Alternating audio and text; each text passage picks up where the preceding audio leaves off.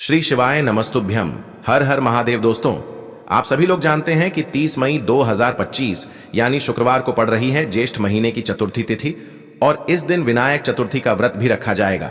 और दोस्तों, ये वो तिथि है जो ज्येष्ठ महीने में पड़ने वाली सबसे बड़ी तिथि है, क्योंकि यह शुक्रवार के दिन पड़ रही है और इसका बहुत ही बड़ा और विशेष महत्व होता है।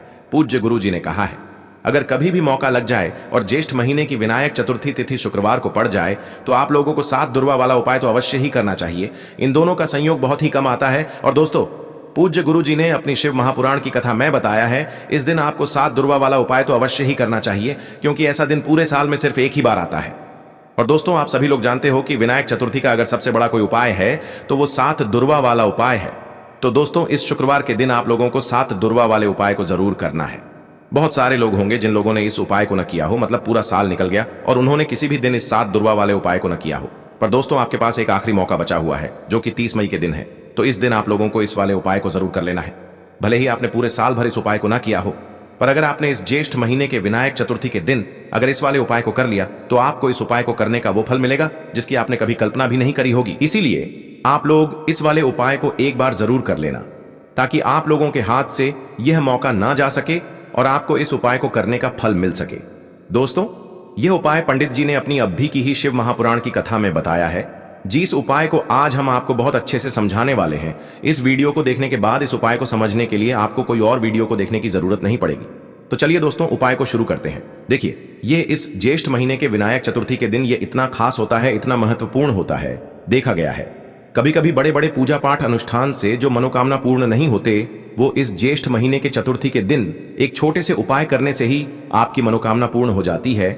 और बहुत सारे लोगों ने इस उपाय को किया भी है और उनको इस उपाय को करने का फल भी जरूर मिला है। अगर आप लोग भी इस उपाय को शुक्रवार विनायक चतुर्थी के दिन करना चाहते हैं तो आप इस उपाय को पहले अच्छे से समझ लेना, सुन लेना, उसके बाद करना। आपको इस उपाय का फल जरूर मिलेगा। और इस उपाय को कर लेने से आपके घर में चाहे किसी भी प्रकार की दुख और समस्या क्यों ना चल रही हो, आपको उसका कारण भी नहीं पता है कि भाई यह समस्या किस कारण से चल रही है, उसका कुछ भी कारण हो सकता है, जैसे पितृदोष हो सकता है या किसी भी तरह का मंगल दोष भी हो सकता है। तो इस दिन आप लोगों को यह वाला उपाय कर लेना है। यह एक ऐसा उपाय है जिस उपाय को अगर किसी विशेष दिन पर किया जाए तो भाई उस विशेष दिन का जो है वह तो हमें मिलता ही मिलता है, पर हमने उस दिन पर इस उपाय को किया है तो हमें उससे भी बड़ा फल मिलता है और फल बहुत जल्दी मिलता है, क्योंकि आप इस उपाय को बहुत ही बड़े और विशेष दिन पर कर रहे हो। तो चलिए अब उपाय के बारे में बात करते हैं, लेकिन उससे पहले आप लोगों को यह जानना आवश्यक है कि आखिर यह उपाय किस समय करना है, किसको करना है और कैसे करना है। तो चलिए हम आगे आपको वीडियो में एक एक करके बता देते हैं, लेकिन उससे पहले अगर आप लोग हमारे चैनल पर नए हैं तो हमारे चैनल को सब्सक्राइब कर लेना और इस वीडियो को लाइक करके कमेंट बॉक्स में श्री शिवाय नमस्तुभ्यम ओम नमः शिवाय जरूर टाइप कर देना। और अपने फायदे के लिए, गरीबी दूर करने के लिए इस वीडियो को पूरा देख कर जाना, तभी आपको लाभ की प्राप्ति होगी। यदि आज आपने वीडियो को बीच बीच में से देखा, काट काट कर देखा, तो आपको जीवन में कभी सफलता हासिल भी नहीं होगी। तो दोस्तों, इस 7 दुर्वा वाले उपाय को हमें इस विनायक चतुर्थी के दिन कैसे करना है, किसको करना है, किस समय करना है और कहां पर करना है, ये सारे सवालों के जवाब आपको इस वीडियो में मिल जाएंगे। और जो ये वीडियो देखेगा भाई, उसको 7 दुर्वा वाला उपाय जरूर करना चाहिए, क्योंकि इस दिन एक दुर्वा का भी बहुत ही बड़ा और विशेष महत्व होता है। और जब बात आ जाए 7 दुर्वा की तो ये सोने पे सुहागा वाली बात हो जाती है और ये एक बहुत ही बड़ा उपाय हो जाता है इस शुक्रवार विनायक चतुर्थी तिथि का। अब हम समझते हैं इस वाले उपाय को हमें करना किस समय है। इस 7 दुर्वा वाले उपाय को हमें इस विनायक चतुर्थी के दिन करना किस समय है। तो देखिए, इस उपाय को करने का जो समय है वह सुबह का समय है और शाम का समय भी है। अब देखिए, यहां पर हम मुख्य रूप से सुबह का समय नहीं बोलेंगे, क्योंकि 30 मई शुक्रवार विनायक चतुर्थी का दिन है और इस दिन प्रदोष काल के समय का बहुत महत्व होता है।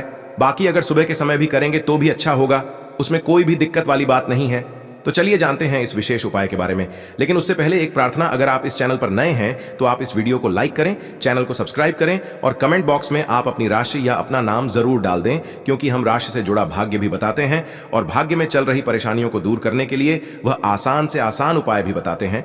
तो चलिए अब हम अपने सबसे पहले उपाय की बात कर लेते हैं। देखो, इस उपाय को करने के लिए आपको 2 चीजों की आवश्यकता होगी। सबसे पहले है दुर्वा। आप जानते हो, जो कि भगवान गणेश जी को समर्पित होती है, तो आपको वह दुर्वा की आवश्यकता होगी। साथ ही में एक लोटा जल की आवश्यकता होगी। और आप जब भी उपाय को करें, जिस दिन भी आप उपाय को करें, तो आपको प्रातः कल सुबह इस उपाय को करना है। इस बात का विशेष रूप से आपको ध्यान रखना है, ठीक है। तो आपको 7 दुर्वा लेनी है। अगर 7 नहीं तो 1 भी मिल जाती है तो भी कोई दिक्कत नहीं है, बस आपको दुर्वा लेनी है। अगर ज्यादा ना मिले तो उस स्थान पर एक दुर्वा भी ले सकते हैं। दुर्वा आपको आसानी से कहानी पर भी मिल जाएगी। बस याद रखिएगा, शुद्ध दुर्वा लीजिएगा और मतलब उसे शुद्ध करके ही उपयोग में लीजिएगा, है ना। तो आपको करना क्या है, एक दुर्वा या एक से ज्यादा भी दुर्वा या 7 दुर्वा भी आप लोग ले सकते हैं, तो एक दुर्वा अपनी ले लीजिए। एक दुर्वा के साथ में आप एक लोटा जल ले लीजिए और इन दोनों ही चीजों को लेकर शिव जी के मंदिर पहुंच जाइए। शिव जी के मंदिर पहुंचकर सबसे पहले आप शिव जी के शिवलिंग के पास में बैठ जाइए। शिवलिंग के पास में बैठने के बाद जो शिव जी की शिवलिंग होगी, शिवलिंग के ऊपर सबसे पहले आपको यह दुर्वा को समर्पित करना है। दुर्वा को कुछ इस प्रकार से समर्पित करना है कि जो दुर्वा की डंडी का मुख होगा वह जलधारी की तरफ हो, जहां से जल नीचे करता है ना। और जो दुर्वा का आगे वाला भाग होगा वह अपने आप शिव जी के शिवलिंग की तरफ हो जाएगा, ठीक है। तो इस प्रकार से यह दुर्वा भगवान शिव जी की शिवलिंग के ऊपर समर्पित करनी है। और जो एक लोटा जल आप अपने साथ लेकर आए हैं, उसी दूर्वा के ऊपर भगवान शिव जी की शिवलिंग के ऊपर एक धारा से आपको समर्पित कर देना है, ठीक है। अब यहां पर देखने की बात यह है कि यह उपाय उस व्यक्ति को करना है जिस व्यक्ति की नौकरी नहीं लग रही हो। जो व्यक्ति परीक्षा में पास होना चाहता हो तो इस व्यक्ति को अपने हाथों से इस उपाय करना है, तभी उपाय कम करेगा, ठीक है। इस उपाय को करने के बाद आपको 3 महीने उपाय को करना है। आपको कब तक करना है, जब तक कि आपकी नौकरी ना लग जाए तब तक आप इस उपाय को नियम के साथ करो, आपकी नौकरी जरूर लगेगी। अब बात करते हैं दूसरे उपाय के बारे में। देखिए, इस उपाय के लिए आपको 2 दीपक लेने होंगे। दोनों ही दीपक आप मिट्टी के भी ले सकते हैं और दोनों ही दीपक आप शुद्ध आटा मढ़कर उनके भी तैयार कर सकते हैं। अब दोस्तों, दोनों ही दीपक के अंदर आपको शुद्ध घी का प्रयोग करना होगा और एक दीपक के अंदर आपको गोल रुई की बाती का प्रयोग करना होगा और एक दीपक के अंदर आपको लंबी बाती का प्रयोग करना होगा। लंबी बाती वाले दीपक के अंदर आप मौली वाला जो धागा आता है कलावा का, उसकी बाती का प्रयोग भी आप लंबी बाती वाले दीपक के अंदर कर सकते हैं। देखिए, 2 दीपक वाला ये चमत्कारी उपाय केवल शुक्रवार की रात्रि में ही किया जाता है, इसीलिए आपको इस उपाय को बहुत ही ध्यान से समझना।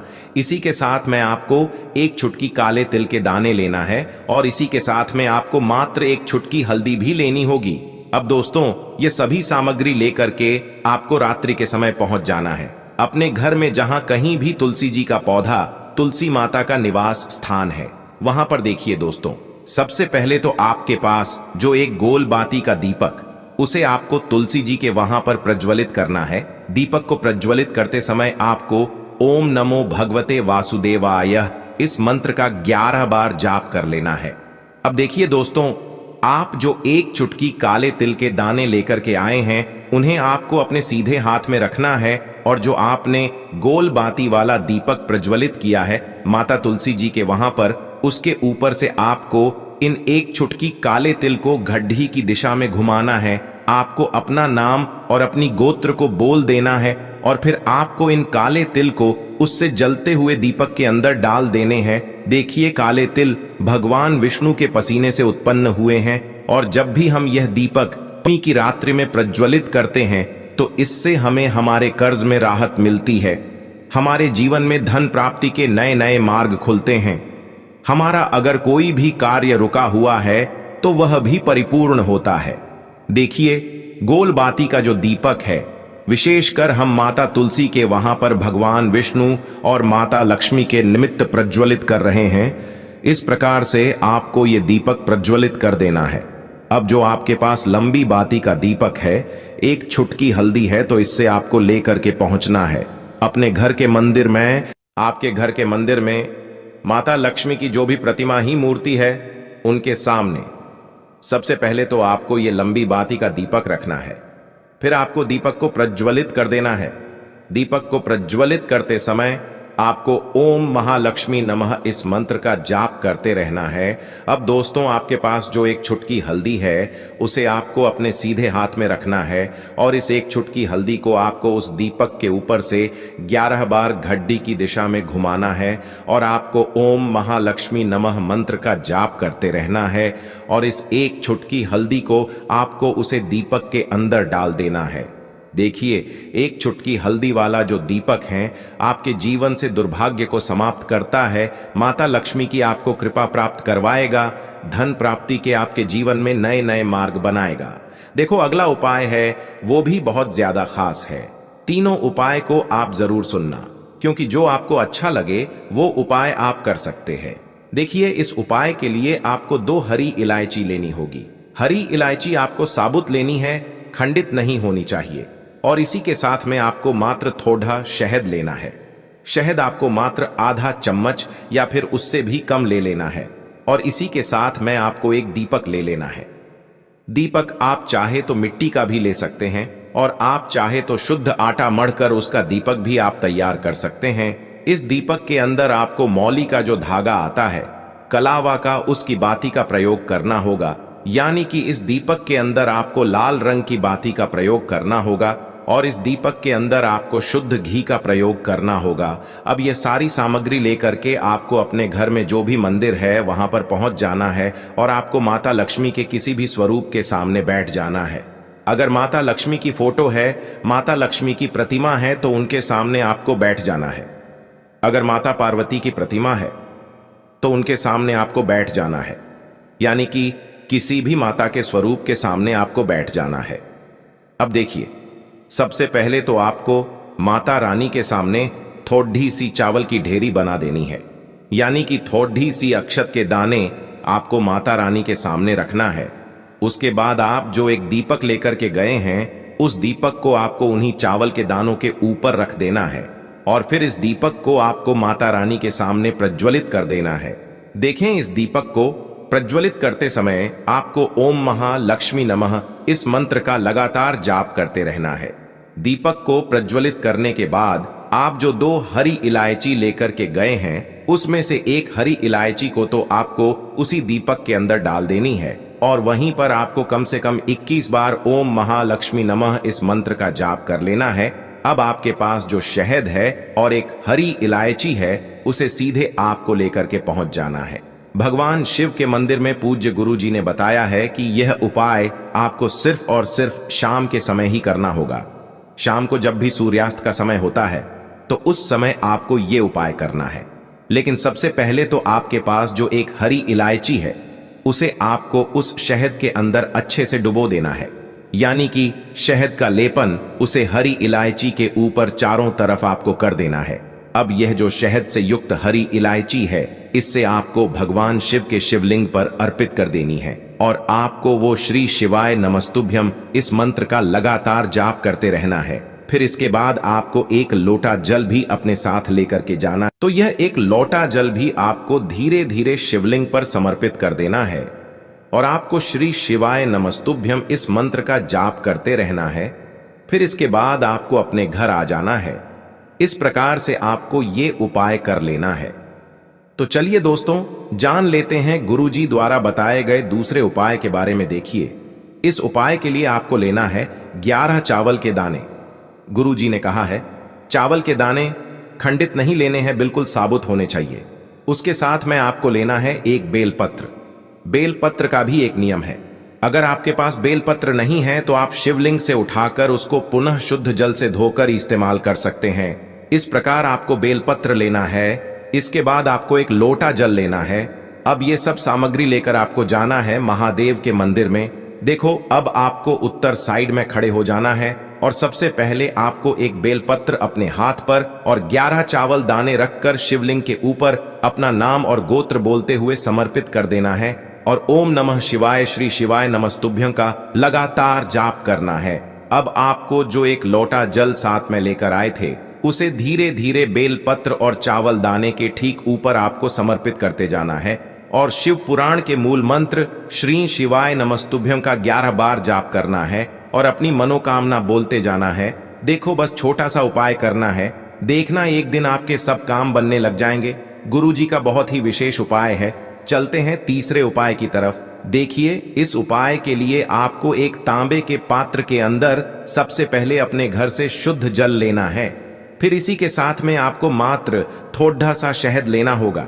शहद आपको आधा चम्मच या फिर उससे भी कम लेना है, और इसी के साथ में आपको एक प्यारी सी बेलपत्र ले लेनी है। बेलपत्र यदि आपको नहीं मिल पाती है तो भगवान शिव के शिवलिंग पर चढ़ी हुई बेलपत्रों को आप पुण्य शुद्ध जल से धोकर के उपयोग कर सकते हैं, और बेलपत्र जो है वह कहीं से भी कटी फटी खंडित नहीं होनी चाहिए।